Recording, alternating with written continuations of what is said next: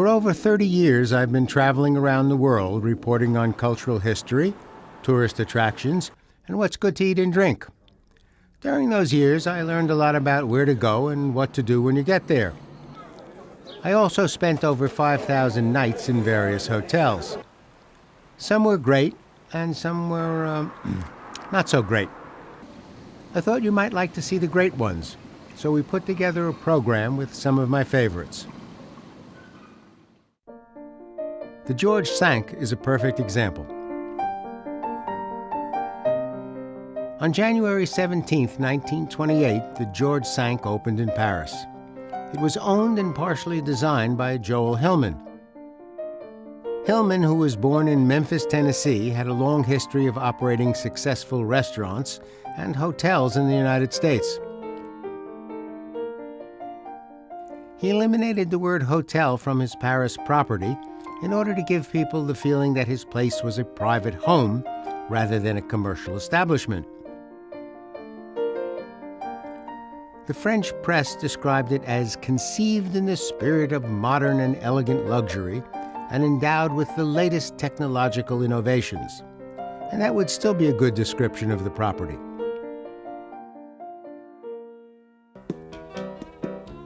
They had fitted closets, and they still do. They had an elaborate delivery system so your room service order was properly heated when it arrived in your room, and they still do. And the attention to detail is amazing.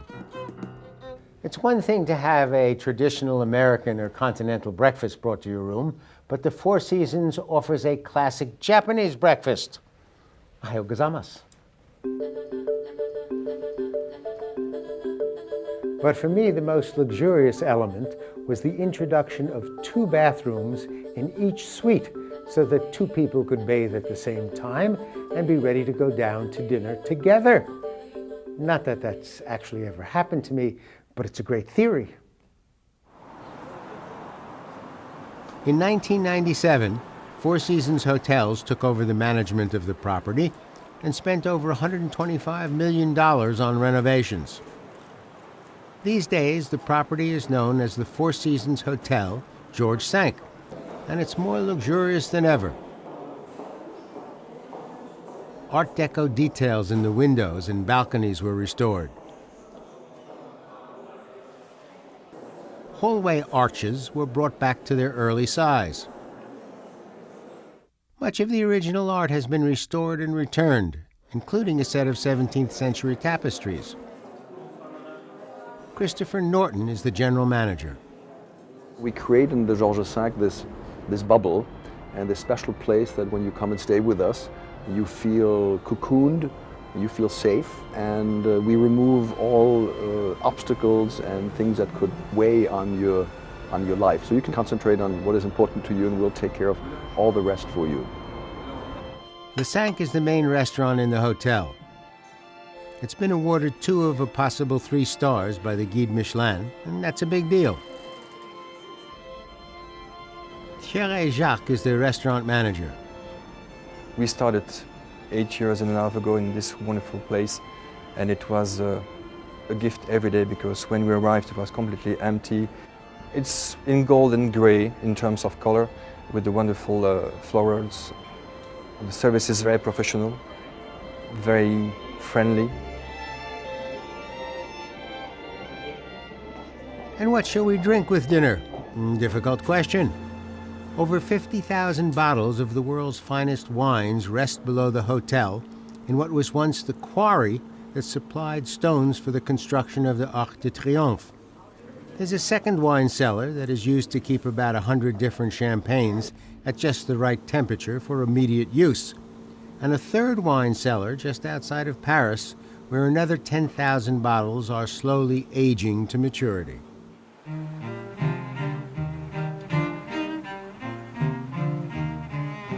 The spa in this hotel is a magical place. This spa stays true to a French environment. It's indigenous to France. So if you go to the spa, you will see the murals and the decor reflective of a classic French garden, including the water features and the swimming pool, and it's just delightful. The French version of Zen. It's a very, very popular place for our hotel guests to go and take 2 hours of their day to re-energize themselves. Of particular interest to me was the relaxation room. The frescoes on the walls are designed to recall a summer walk in the gardens of Versailles before the Revolution. One of the most extraordinary elements in the hotel are the flower arrangements. Each week, Jeff Latham and his 7 assistants design a new theme for the hotel and utilize over 9,000 flowers to design 23 major arrangements and 150 smaller bouquets. And the rooms are pretty magnificent. Each month, the hotel receives over 200 young guests, and accordingly, they've developed a series of programs to make sure the young guests are happy.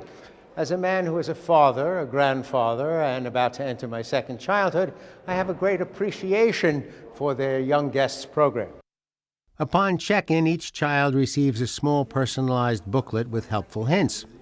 They get a T-shirt with their name on it, a plate of kid-friendly snacks, animal-shaped soaps for the tub, wooden letters for playtime. They also get to choose a welcome gift from a toy-filled basket. Oh, racing car.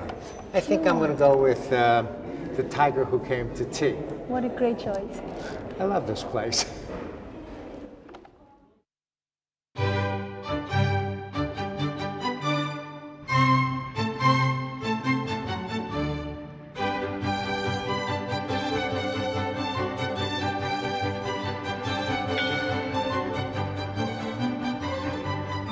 Prague is the capital city of the Czech Republic and one of the most beautiful cities in Europe. It was relatively undamaged during the Second World War and somehow managed to survive a massive onslaught by communist architects. During the past few years, I've paid a number of visits to Prague, sometimes during the summer and sometimes during the Christmas and New Year's celebrations. And each time I stayed at Prague's Four Seasons Hotel. It has a great location on the riverbank looking out at the palace complex. And it's at the edge of the historic Old Town, so everything is in easy walking distance.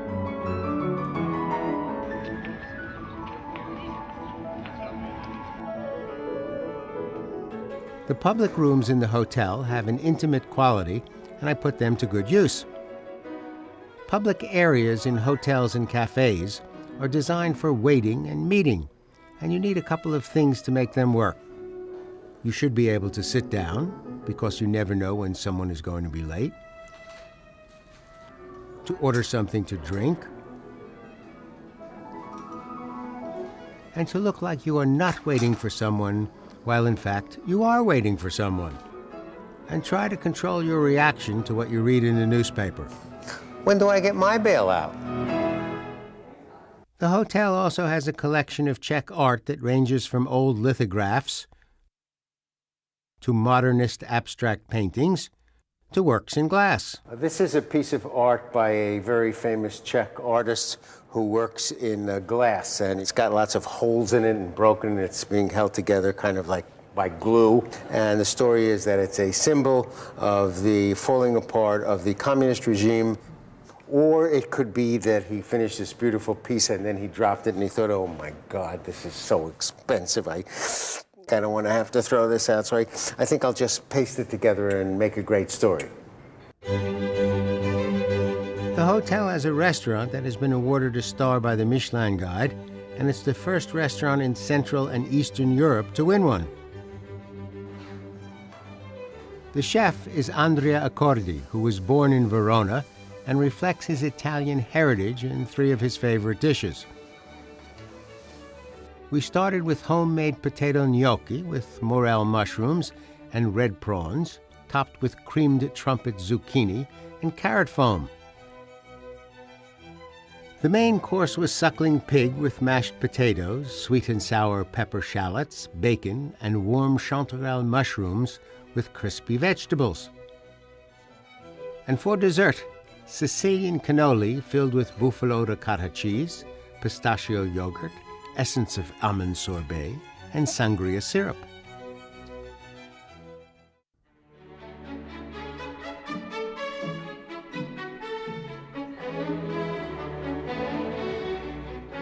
Rooms are pretty cool too, and so are the views they offer, especially the vistas of the rooftops, beautiful sculptures that you might easily miss from the streets.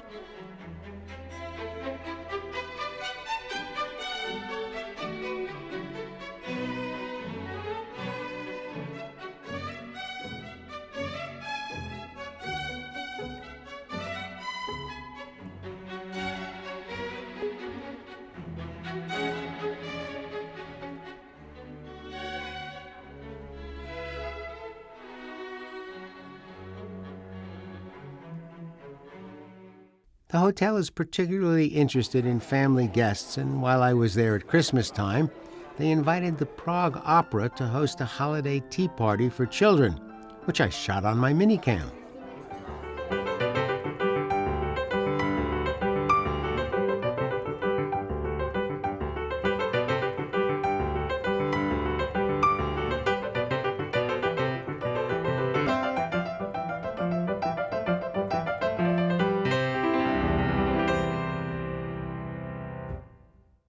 Often, the key to my comfort in a hotel is the concierge, and the Four Seasons in Prague has one of the best, Petra Zazula.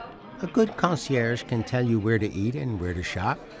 They can tell you what's overrated and what is yet to be discovered. They can get you tickets to events that are considered unobtainable. But Petra also has one skill that I had never seen before. Dozens of times each day, a concierge is asked about a location.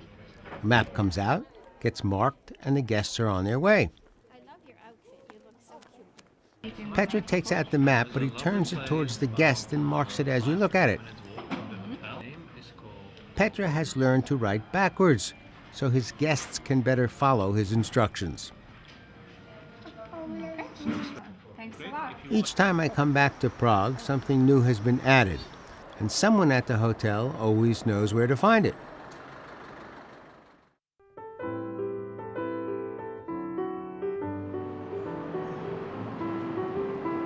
Towards the end of the 1100s, a group of herring fishermen decided to build a settlement at the mouth of the Amstel River.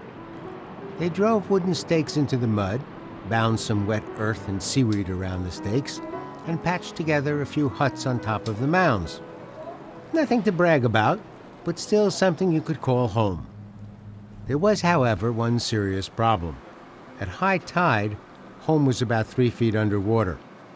So they built a dam to hold back the sea, and the people called the place the Dam on the Amstel. The city plan for Amsterdam is based on 3 canals that form 3 semicircles, one inside the other. Together they are described as the Canal Girdle. The outside canal in English is called the Prince's Canal. In the middle is the Emperor's Canal, and on the inside, the Gentleman's Canal. It's interesting that the most elegant and ambitious of the 3 is not those named with royal titles. It's the Gentleman's Canal. The Dillon Hotel is located on one of the city's most famous canals. Well, the hotel is located in the oldest part of Amsterdam, on one of the most beautiful canals. And that area is called the 9 Little Streets, the Negen Straatjes, which is very famous for shopping, design shops and good restaurants. So it's a very quiet residential area. It is a very hidden, small little boutique hotel with only 41 rooms. So we have 16 rooms in the new wings, and I must say the new wing is from 1880, and then the remainder of the rooms are here in the old part.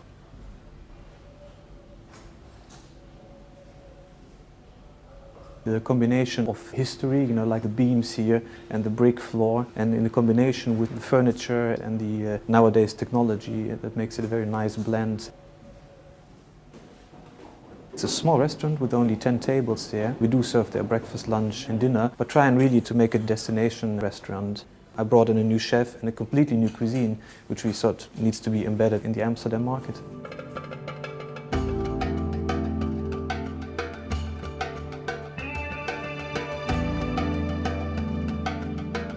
What I like very much are the attic rooms, where you see the beams and the structure of the roof. And the view is very nice. And then in the new building we have that very minimalistic, whitish, Japanese sort of rooms, which is so contrary to the rooms here in the old building.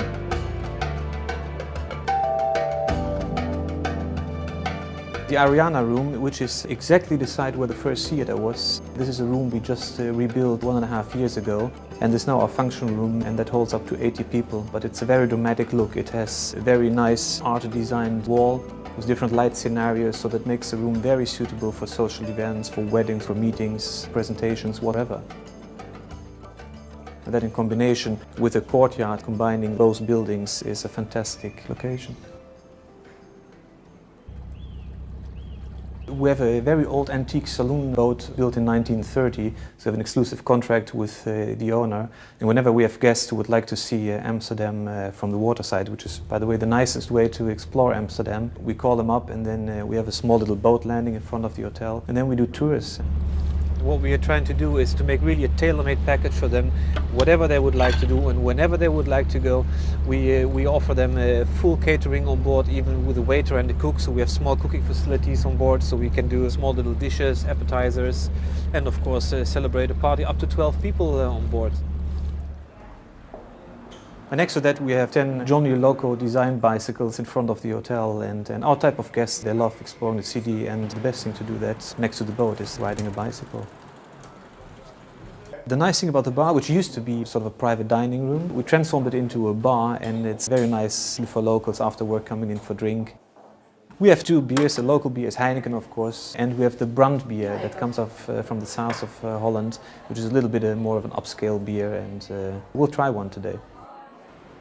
Amsterdam's Dylan Hotel is modern, elegant, very fashionable, and totally responsive to the needs of its guests.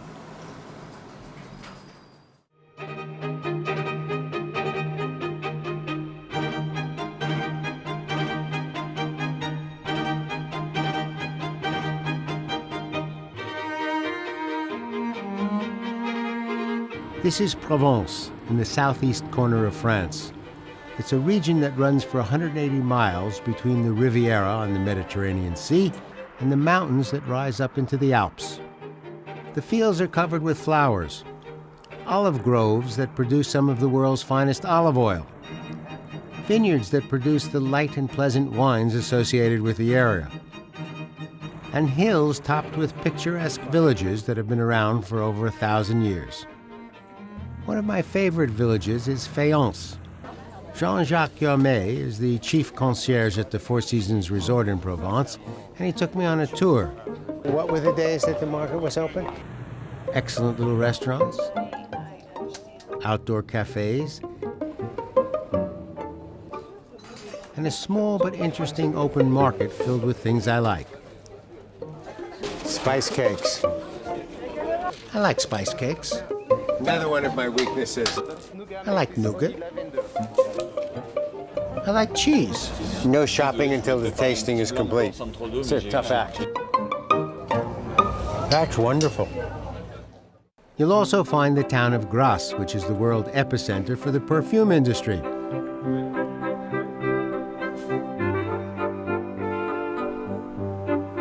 Provence is an ideal place to relax and get in touch with the natural rhythms of the world around us. But if you're into a more cosmopolitan lifestyle, you have the beaches at Saint-Tropez.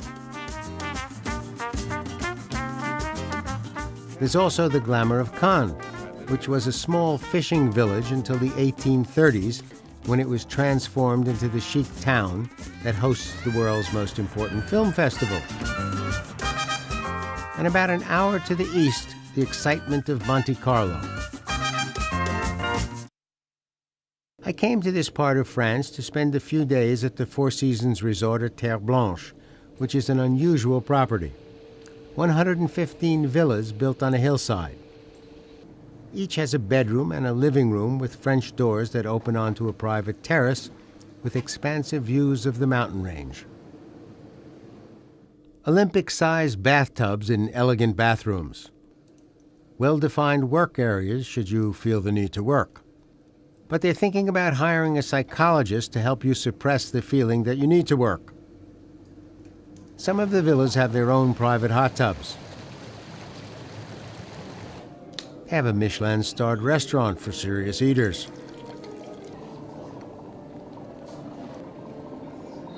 And there's an intimate bar that specializes in local drinks. The drink most associated with this part of France is pastis, which has a licorice flavor. There's also an older and stronger version called absinthe, and the hotel serves it in the traditional way, known as an absinthe drip. The absinthe goes into a glass. A cube of sugar is placed into the funnel. The funnel is filled with ice and water is slowly dripped through into the glass, which dissolves the sugar cube into the liquor. Good God, Holmes, it's working. The absinthe turns cloudy white when it's mixed with the water. During the late 1800s, absinthe was the drink of choice amongst artists and writers. People like Oscar Wilde, Vincent van Gogh, Toulouse-Lautrec, they were absinthe drinkers. Then in 1908, for reasons nobody understands, the government decided it was dangerous and they banned its manufacture. And you couldn't get an absinthe drink for almost 100 years. Then in 2006, for more reasons we don't understand, the government said it was okay to have absinthe and it's being manufactured again. So here's looking at you. Across from the bar is an informal restaurant with both indoor and outdoor areas. A grill next to the outdoor pool. And a restaurant attached to the spa that specializes in light and healthful dishes. And there's the spa. Treatment rooms where you can treat yourself to a bit of pampering. Fitness facilities if you feel the need to be a bit more fit. Fantastic pools both inside and out. And everything you would expect in a world-class spa. The resort also has a series of special programs for children. There were lots of kids at the resort when I was there, and some of us attended a special cooking class. First one to dip your fingers in. But I also came here to celebrate my birthday. There are two ideas being celebrated at a birthday. The first is all about measuring. How old are you? How far have you come? The second is the concept of initiation into something new. Make a wish for your future. The centerpiece is the birthday cake. The person blowing out the candles is saying, "The years of my life represented by the candles are over and gone. But I still have the breath of life in me. I am in control. I can blow them away and start anew." The flame on the candle is a symbol of life, but the candle, like life itself, only lasts for a limited time. Everybody joins in the appreciation of the birthday person, and there is a traditional song. Wow, thank you. The music for Happy Birthday to You was written in 1893 by two sisters, Mildred and Patty Hill, who lived in Louisville, Kentucky, and actually held the first copyright. The words were added in 1924, and nobody knows who wrote them. But the song is now the most commonly sung song in the Anglo-Saxon world. And I hope to hear it being sung to me for many, many years into the future. And all things being equal, I wouldn't mind hearing them sung here at Terre Blanche. For Travels and Traditions, I'm Burt Wolf.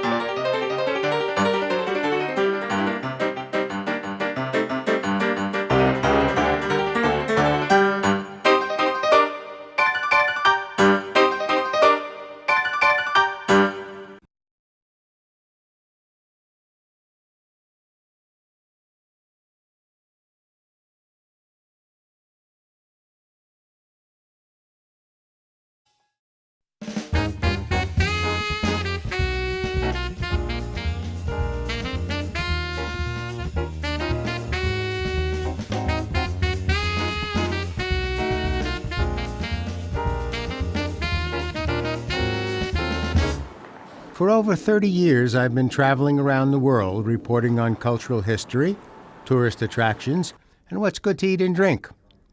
During those years, I learned a lot about where to go and what to do as conceived in the spirit of modern and elegant luxury and endowed with the latest technological innovations.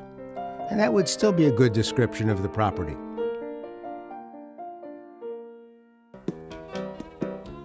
They had fitted closets, and they still do. They had an elaborate delivery system so your room service order was properly heated when it arrived in your room, and they still do. And the attention to detail is amazing. It was owned and partially designed by Joel Hillman.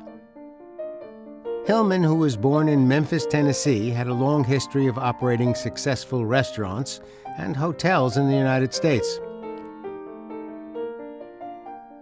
He eliminated the word hotel from his Paris property in order to give people the feeling that his place was a private home rather than a commercial establishment. The French press described